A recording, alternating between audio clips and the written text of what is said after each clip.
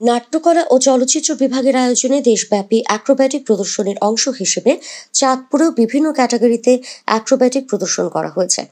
বুধবার রাতে সদর উপজেলা পরিষদ মিলনায়তনে জেলা শিল্পকলার ব্যবস্থাপনায় আয়োজিত প্রদর্শনীর উদ্বোধন করেন জেলা প্রশাসক মোহাম্মদ মহসিন উদ্দিন।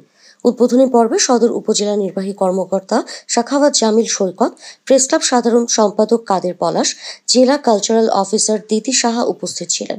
উদ্বোধন শেষে চীন, সাউথ কোরিয়া সহ বিভিন্ন দেশ থেকে প্রশিক্ষণপ্রাপ্ত ২৬ সদস্যের একটি দল অ্যাক্রোব্যাটিক প্রদর্শন করেন। এ সময় তারা group cycle balance, ring dance, leather balance, শ্বাসরুদ্ধকর acrobatic roller balance, diabolo balance, blanket balance, barrel ও লেদার ব্যালেন্স ও মার্শাল আর্ট নুন্থু অ্যাক্রোব্যাটিক প্রদর্শন করেন। অ্যাক্রোব্যাটিক প্রদর্শন দেখে উপস্থিত দর্শক দারুণ আনন্দ পান ও উপভোগ করেন।